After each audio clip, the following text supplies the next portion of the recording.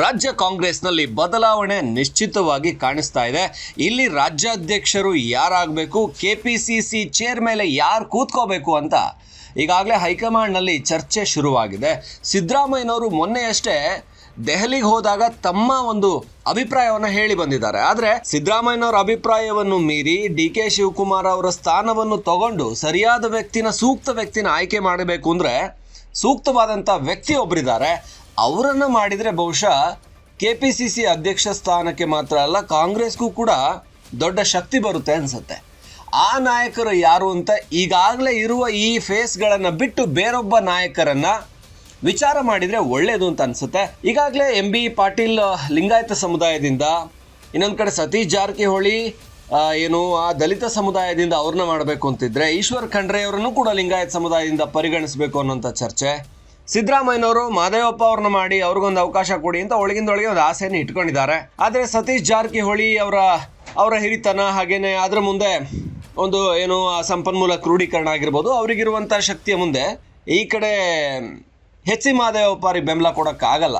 ಮಹದೇವಪ್ಪ ಅವರು ಸಿದ್ದರಾಮಯ್ಯವ್ರ ಆಪ್ತರು, ಅದಕ್ಕೋಸ್ಕರ ಹೇಳ್ತಾ ಇದ್ದಾರೆ ಡಿ.ಕೆ. ಶಿವಕುಮಾರ್ ಅವ್ರ ಸ್ಥಾನ ಕಿತ್ಕೊಂಡು ತಮ್ಮ ಆಪ್ತನಿಗೆ ಕೊಡೋಣ ಅಂತ ಅಂದ್ಕೊಂಡಿದ್ದಾರೆ ಅನ್ನೋ ಯೋಚನೆಗಳು ಬರುತ್ತೆ. ಹಾಗಾಗಿ ಇಲ್ಲಿ ಸೂಕ್ತ ಯಾರು ರಾಜ್ಯಾಧ್ಯಕ್ಷ ಸ್ಥಾನಕ್ಕೆ ಅನ್ನುವ ವಿಚಾರ ಬಂದಾಗ ಎಲ್ರಿಗಿಂತ ಸೂಕ್ತ ಕೃಷ್ಣ ಬೈರೇಗೌಡರು ಅಂತ ಅನ್ನಿಸ್ತಾ ಇದೆ. ಇದನ್ನು ಕಾಂಗ್ರೆಸ್ನವರು ಯೋಚನೆ ಮಾಡಿರೋದಿಲ್ಲ.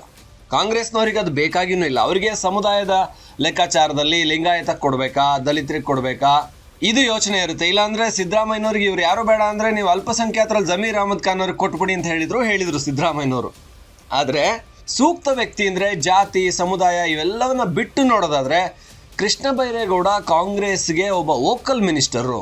ನಾವು ಸದನದಲ್ಲಿ ಒಬ್ಬ ಮಿನಿಸ್ಟರ್ನ ನಿಜವಾದ ತಾಕತ್ತು ಗೊತ್ತಾಗೋದು ವಿಧಾನಸಭೆ ಅಧಿವೇಶನದಲ್ಲಿ. ಸಿದ್ದರಾಮಯ್ಯನವ್ರು ಇಲ್ಲ ಅಂತಂದ್ರು, ಡಿ.ಕೆ. ಶಿವಕುಮಾರ್ ಅವರು ಇಲ್ಲ ಅಂತಂದ್ರು, ಯಾವುದೇ ವಿಚಾರವನ್ನು ಅತ್ಯಂತ ಸಮರ್ಥವಾಗಿ ರಾಜ್ಯದ ಯಾವುದೇ ಇಲಾಖೆಯ ಬಗ್ಗೆ ಮಾತನಾಡುವಂಥ ಸಾಮರ್ಥ್ಯ ಇರುವಂಥದ್ದು ಕೃಷ್ಣ ಬೈರೇಗೌಡರಿಗೆ. ಹಾಗಾದರೆ ಕೃಷ್ಣ ಬೈರೇಗೌಡರನ್ನ ಮುಖ್ಯಮಂತ್ರಿ ಮಾಡಿಬಿಡಿ ಅಂತ ಹೇಳ್ತಾ ಇದ್ದೀರಾ ಅಂದರೆ ಮುಖ್ಯಮಂತ್ರಿಗೂ ಕೂಡ ಅವರೇ ಸೂಕ್ತ. ಆದರೆ ಈ ಜಾತಿ ಆಧಾರದ ಮೇಲೆ, ಸಮುದಾಯಗಳ ಆಧಾರದ ಮೇಲೆ ಹೋಗ್ತಾ ಇರುವಂಥ ಈ ರಾಜಕೀಯದಲ್ಲಿ CMಗಳಾಗೋದು ಮಾಸ್ ಲೀಡರ್ಗಳು. ಕೃಷ್ಣ ಬೈರೇಗೌಡ ಮಾಸ್ ಲೀಡರ್ ಅಲ್ಲ, ಕ್ಲಾಸ್ ಆದಂಥ ಲೀಡ್ರು. ಅವರು ಯಾವುದೇ ಭ್ರಷ್ಟಾಚಾರದ ಆರೋಪಗಳನ್ನು ಹೊತ್ಕೊಂಡಿಲ್ಲ ಅವ್ರ ಮೇಲೆ. ಅದಕ್ಕೆ ಸೂಕ್ತ ಅಂತ ಹೇಳ್ತೀನಿ. ಕೆಪಿಸಿಸಿ ಅಧ್ಯಕ್ಷ ಸ್ಥಾನಕ್ಕೆ ಸೂಕ್ತ ಯಾಕೆ ಕೃಷ್ಣ ಬೈರೇಗೌಡ ಅಂತ ಹೇಳಿದರೆ ಅನುಭವ ಇದೆ, ಜೊತೆಗೆ ಅವರಿಗೆ ಯಾವುದೇ ವಿಷಯದ ಬಗ್ಗೆ, ಈಗ ಕಂದಾಯ ಸಚಿವರು ಅಂತ ಹೇಳಿದರೆ ರೆವೆನ್ಯೂ ಮಿನಿಸ್ಟರ್ ಆಗಿ ಅವರು ನಿಭಾಯಿಸಬೇಕಾದಂಥ ಕೆಲಸಗಳಿದೆಯಲ್ಲ, ಅದು ಅತ್ಯಂತ ದೊಡ್ಡ ತಲೆನೋವಿನ ಇಲಾಖೆ. ಅದು ಕಂದಾಯ ಇಲಾಖೆಯನ್ನು ಯಾರೂ ಕೂಡ ಬಯಸೋದಿಲ್ಲ, ಯಾಕೆಂದರೆ ಅಷ್ಟು ಕೆಲಸಗಳಿರ್ತವೆ. ಆ ಕೆಲಸಗಳ ನಡುವೆ ಕೂಡ ಕೃಷ್ಣ ಬೈರೇಗೌಡ ಬೇರೆ ಬೇರೆ ಇಲಾಖೆಗಳ ಬಗ್ಗೆ ವಿಚಾರಗಳನ್ನು ತಿಳ್ಕೊಂಡು, ಸಿದ್ದರಾಮಯ್ಯನವರು ಇಲ್ಲ ಅಂದರೆ ಅವರ ಇಲಾಖೆಗೆ ಸಂಬಂಧಪಟ್ಟಂಥ ವಿಚಾರಗಳಿಗೆ ಉತ್ತರ ಕೊಡೋದಿರ್ಬೋದು, ಡಿ.ಕೆ. ಶಿವಕುಮಾರ್ ಅವರು ಇಲ್ಲ ಅಂದರೆ ಅವ್ರ ವಿಚಾರಕ್ಕೆ ಸಂಬಂಧಪಟ್ಟಾಗೆ ಉತ್ತರ ಕೊಡೋದಿರ್ಬೋದು, ಇದನ್ನು ಸಮರ್ಥವಾಗಿ ಮಾಡೋದು. ಹಾಗೆಯೇ ರಾಜ್ಯದಲ್ಲಿ ಜನಸಾಮಾನ್ಯರ ಬಗ್ಗೆ ಕಾಳಜಿ ಕೂಡ ಹೊಂದಿರುವಂಥ ಒಬ್ಬ ಮಿನಿಸ್ಟ್ರು ಅಥವಾ ಶಾಸಕ ಅಂತ ಹೇಳ್ಬೋದು. ಬ್ಯಾಟರಾಯನಪುರ ಕ್ಷೇತ್ರ ತುಂಬ ದೊಡ್ಡ ಕ್ಷೇತ್ರ, ಬೆಂಗಳೂರಿನಲ್ಲಿ ಅಭಿವೃದ್ಧಿಗೆ ಭಾಳಷ್ಟು ಅವಕಾಶ ಇರುವಂಥ ಕ್ಷೇತ್ರ, ಒತ್ತು ಕೊಡ್ಬೋದಾದಂಥ ಕ್ಷೇತ್ರ. ಇಲ್ಲಿ ಕೃಷ್ಣ ಬೈರೇಗೌಡ ಅವರು ಯಾಕೆ ಸೂಕ್ತ ಅನ್ನಿಸ್ತಾರೆ ಅಂದರೆ, ಬ್ಯಾಟರಾಯನಪುರ ಇನ್ನೂ ಕೂಡ ತುಂಬ ಅಭಿವೃದ್ಧಿ ಆಗಿರುವಂಥ ಒಂದು ಕ್ಷೇತ್ರ ಅಂತ ಅಲ್ಲ. ಕೆಲವು ಶಾಸಕರಿದ್ದಾರೆ, ಅವರವರ ಕ್ಷೇತ್ರನ ಅಭಿವೃದ್ಧಿ ಮಾಡ್ಕೊಬಿಡ್ತಾರೆ 5 ವರ್ಷದಲ್ಲಿ. ಯಾಕೆಂದ್ರೆ ನಾನು ನನ್ನ ಕ್ಷೇತ್ರದಲ್ಲಿ ಗೆಲ್ಲಬೇಕು ಅನ್ನೋ ಕಾರಣಕ್ಕೆ ಅವ್ರ ಕ್ಷೇತ್ರವನ್ನು ಅಭಿವೃದ್ಧಿ ಮಾಡ್ಕೊಬಿಡ್ತಾರೆ, ಅದಕ್ಕೆ ಹೆಚ್ಚಿನ ಅನುದಾನ ಕೊಡ್ತಾರೆ, ಅದಕ್ಕೆ ಹೆಚ್ಚಿನ ಹಣವನ್ನು ಸರ್ಕಾರದಿಂದ ತರ್ತಾರೆ. ಆದರೆ ಕೃಷ್ಣ ಬೈರೇಗೌಡ ತಮ್ಮ ಕ್ಷೇತ್ರವನ್ನೇ ಕಾನ್ಸಂಟ್ರೇಟ್ ಮಾಡುವಂಥದ್ದು ಕಡಿಮೆ. ಅವರಿಗೆ ಇಡೀ ರಾಜ್ಯ ಅಭಿವೃದ್ಧಿ ಆಗಬೇಕು. ರಾಜ್ಯದಲ್ಲಿ ಜನ ಬೇರೆ ಬೇರೆ ಕ್ಷೇತ್ರಗಳಲ್ಲಿ ಸಮಸ್ಯೆಗಳನ್ನು ಎದುರಿಸ್ತಾ ಇದ್ದಾರೆ. ಅವರಿಗೆ ಶಿಕ್ಷಣ ಇಲಾಖೆ ಬಗ್ಗೆನೂ ಗೊತ್ತು, ಅವರಿಗೆ ಇಂಧನದ ಬಗ್ಗೆನೂ ಗೊತ್ತು, ಅವರಿಗೆ ಗೃಹ ಇಲಾಖೆ ಬಗ್ಗೆನೂ ಗೊತ್ತು. ಯಾರೂ ಇಲ್ಲ ಅಂತ ಹೇಳಿದರೆ, ಕಳೆದ ವಿಧಾನಸಭೆ ಅಧಿವೇಶನವನ್ನೇ ಗಮನಿಸಿದರೆ ಯಾವ ಮಂತ್ರಿಗಳು ಇಲ್ಲ ಅಂದಾಗ ಇರ್ತಾ ಇದ್ದಿದ್ದು ಒಬ್ಬರೇ ಕೃಷ್ಣ ಬೈರೇಗೌಡರು. ಅದಕ್ಕೆ ಅವರನ್ನು ಆರ್ ಅಶೋಕ್ ಹಾಗೆ BJP ಅವರು ತಮಾಷೆ ಮಾಡ್ತಾಯಿದ್ರು, ಊರಿಗೊಬ್ಬಳೇ ಪದ್ಮಾವತಿ ಅಂತ. ಅಂದರೆ ಸರ್ಕಾರಕ್ಕೊಬ್ಬರೇ ಮಂತ್ರಿ, ಅವರು ಇಲ್ಲಿದ್ದಾರೆ ಅಂತ. ಆ ರೀತಿಯಲ್ಲಿ ಎಲ್ಲವನ್ನು ಕೂಡ ಸೂಕ್ತವಾಗಿ ನಿರ್ವಹಿಸುವಂಥ, ಸಮರ್ಥವಾಗಿ ನಿರ್ವಹಿಸುವಂಥ ಸಾಮರ್ಥ್ಯ ಇರುವಂಥವ್ರು ಕೃಷ್ಣ ಬೈರೇಗೌಡ. ಆದರೆ ಅವರಿಗೆ ಒಂದು ಕಡೆ ಅವರು ಜಾತಿಯ ಲೆಕ್ಕದಲ್ಲಿ ನೋಡೋದಾದರೆ ಯಾವುದೋ ಒಂದು ಸಮುದಾಯದ ಲೀಡರ್ ಅಂತ ಇನ್ನೂ ಅನಿಸ್ಕೊಂಡಿಲ್ಲ. ಇವತ್ತು ಮಂತ್ರಿ ಸ್ಥಾನ, ಮುಖ್ಯಮಂತ್ರಿ ಸ್ಥಾನ ಸಿಗಬೇಕು ಅಂದರೆ ಒಂದು ಸಮುದಾಯದ ನಾಯಕ ಆಗಿರಬೇಕು ಅನ್ನೋ ರೀತಿಯಲ್ಲಿ. ಅಂದರೆ ಜಾತಿ ಅಷ್ಟರ ಮಟ್ಟಿಗೆ ನಮ್ಮ ರಾಜ್ಯವನ್ನು ಆವರಿಸ್ಕೊಂಡ್ಬಿಟ್ಟಿದೆ, ರಾಜಕೀಯವನ್ನು ಆವರಿಸ್ಕೊಂಡ್ಬಿಟ್ಟಿದೆ ಅಂತ ಹೇಳ್ಬೋದು ರಾಜ್ಯಕ್ಕಿಂತ.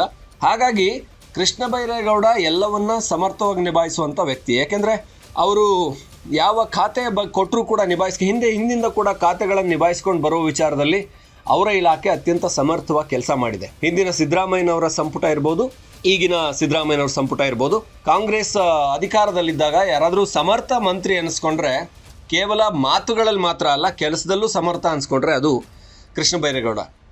ಈ ಹಿಂದೆ ಕೂಡ ಅವರು ಕೆಲವು ಕಂದಾಯ ಇಲಾಖಾ ಕಚೇರಿಗಳಿಗೆ ಹೋಗಿ, ತಾಲೂಕು ವಿಭಾಗಗಳಲ್ಲಿ ಕಚೇರಿಗಳಿಗೆ ಹೋಗಿ ಅಲ್ಲಿನ ಅಧಿಕಾರಿಗಳಿಗೆ ಬಿಸಿ ಮುಟ್ಟಿಸಿದ್ದಿದೆ. ನೀವು ಸರಿಯಾಗಿ ಕೆಲಸ ಮಾಡ್ತಾ ಇಲ್ಲ ಅಂತ ಅವ್ರಿಗೆ ಚಾರ್ಜ್ ತೊಗೊಂಡು ಅವರಿಗೆ ಕ್ಲಾಸ್ ತೊಗೊಂಡಿದ್ದಿದೆ. ಸೊ ಆ ರೀತಿಯಲ್ಲಿ ತಮ್ಮ ಇಲಾಖೆಯನ್ನು ಎಷ್ಟು ಸಮರ್ಥವಾಗಿ ನಿಭಾಯಿಸಿದ್ದಾರೆ. ಹಾಗೆಯೇ ಅವರ ಬಾಯಲ್ಲಿ ಅಂಕಿಅಂಶಗಳಿದೆ, ಅವರ ನಾಲ್ಗೆ ತುದಿಯಲ್ಲಿ ಅಂಕಿಅಂಶಗಳಿರುತ್ತೆ. ರಾಜ್ಯದಲ್ಲಿ ಎಷ್ಟು ಭೂಮಿ ಸರ್ಕಾರದ್ದಿದೆ, ಅದರಲ್ಲಿ ಎಷ್ಟು ಭೂಮಿಗಳನ್ನು ನಾವು ಅಂದರೆ ಈ ಬೇರೆ ಬೇರೆ ಸಾರ್ವಜನಿಕ ಉಪಯೋಗಕ್ಕೆ ಕೊಡ್ತಾ ಇದ್ದೀವಿ, ಶಾಲೆಗಳಿಗೆ ಎಷ್ಟು ಕೊಟ್ಟಿದ್ದೀವಿ, ಬೇರೆ ಬೇರೆ ಕಂದಾಯ ಇಲಾಖೆ ಭೂಮಿನ ಎಷ್ಟನ್ನು ಯಾರ್ಯಾರಿಗೆ ಹಂಚಿದ್ದೀವಿ ಅನ್ನೋಂಥದ್ದು ಕೂಡ ಇರುತ್ತೆ. ಅಂದರೆ ಒಬ್ಬ ಅಥೆಂಟಿಕ್ ಆದಂತಹ ಲೆಕ್ಕಾಚಾರ ಇರುವಂಥ ಮನುಷ್ಯ. KPCC ಅಧ್ಯಕ್ಷರಾಗೋದಕ್ಕೆ ಬೇರೆ ಜಾತಿ ಆಧಾರದ ಮೇಲೆ MB ಪಾಟೀಲ್ರು ಪೈಪೋಟಿಯಲ್ಲಿದ್ದಾರೆ. ಹಾಗೆಯೇ Satish Jarkiholi, HC Mahadevappa, Dr. G. Parameshwar ಮತ್ತೊಮ್ಮೆ ಸಿಕ್ಕಲಿ ಅಂತ ಇರ್ತಾರೆ. ಆದರೆ ಸೂಕ್ತಾದ ವ್ಯಕ್ತಿನ ಆಯ್ಕೆ ಮಾಡೋದಾದ್ರೆ ಇವರೆಲ್ಲರನ್ನೂ ದೂರ ಇಟ್ಟರೆ ಕೃಷ್ಣ ಬೈರೇಗೌಡ ಸೂಕ್ತ ಅನ್ನಿಸ್ತಾರೆ. ಆದರೆ ಈಗ ಅಂತೂ ಭಾರಿ ಚರ್ಚೆ ನಡೀತಾ ಇದೆ, ಯಾರಿಗೆ ಈ ಒಂದು ಸ್ಥಾನ ಕೊಡಬೇಕು. ಈಗಾಗಲೇ ಸತೀಶ್ ಜಾರಕಿಹೊಳಿ ನನಗೇನು ಅವಶ್ಯಕತೆ ಇಲ್ಲಪ್ಪ, ಆಮೇಲೆ ನೋಡೋಣ ಅಂತ ಹೇಳ್ತಾರೆ. ಆದರೆ ಒಳಗಿಂದೊಳಗೆ ಅವರಿಗೆ ಮುಂದಿನ CM ನಾನು ಆಗಬೇಕು, ಹಾಗಾಗಿ KPCC ಅಧ್ಯಕ್ಷ ಸ್ಥಾನದಲ್ಲಿ ಕೂತ್ಕೊಂಡ್ರೆ ಅದು ಸುಲಭ ಅಂತ ಅವ್ರ ತಲೆಯಲ್ಲೂ ಇದೆ. ಹಾಗೆ ಇನ್ನೊಂದು ಕಡೆ ಲಿಂಗಾಯತ ಸಮುದಾಯದಲ್ಲಿ MB ಪಾಟೀಲ್ರನ್ನ ಸಿದ್ದರಾಮಯ್ಯನವರೇ ಲಿಂಗಾಯತ ಸಮುದಾಯಕ್ಕೆ ಕೊಡೋದಾದರೆ MB ಪಾಟೀಲ್ರಿಗೆ ಕೊಡಿ ಅಂತ ಇದ್ದಾರೆ.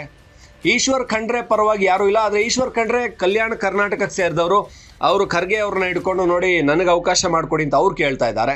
ಕಾಂಗ್ರೆಸ್ ಯಾರಿಗೆ ಕೊಡುತ್ತೆ, ಯಾರಿಗೆ ಈ ಅವಕಾಶ ಸಿಗುತ್ತೆ ಅನ್ನುವಂಥದ್ದು ಸದ್ಯಕ್ಕೆ ಚರ್ಚೆ. ಆದರೆ ಸೂಕ್ತ ವ್ಯಕ್ತಿಗೆ ಕೊಟ್ಟಿದ್ದೇ ಆದರೆ ಅದು ಕಾಂಗ್ರೆಸ್ ಪಕ್ಷಕ್ಕೆ ಅನ್ನೋದಕ್ಕಿಂತ ಬರುವ ರಾಜಕಾರಣದ ವಿಚಾರದಲ್ಲಿ, ಅಂದರೆ ಕಾಂಗ್ರೆಸ್ ರಾಜ್ಯದ ರಾಜಕಾರಣದಲ್ಲಿ ಬಹಳ ನಿರ್ಣಾಯಕವಾದ ಪಾತ್ರವನ್ನು ವಹಿಸುತ್ತೆ.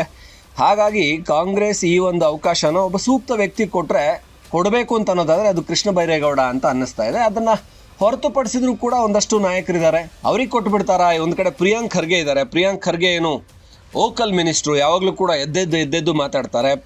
ಯಾವಾಗಲೂ ಕೂಡ ಕೃಷ್ಣ ಬೈರೇಗೌಡರು ಹಾಗೆ ಪ್ರಿಯಾಂಕ್ ಖರ್ಗೆ ಅಕ್ಕಪಕ್ಕನೇ ಕೂತ್ಕೊಂಡಿರ್ತಾರೆ ವಿಧಾನಸಭೆಯಲ್ಲಿ. ಅವರೊಂಥರ ಒಳ್ಳೆಯ ಸ್ನೇಹಿತರು.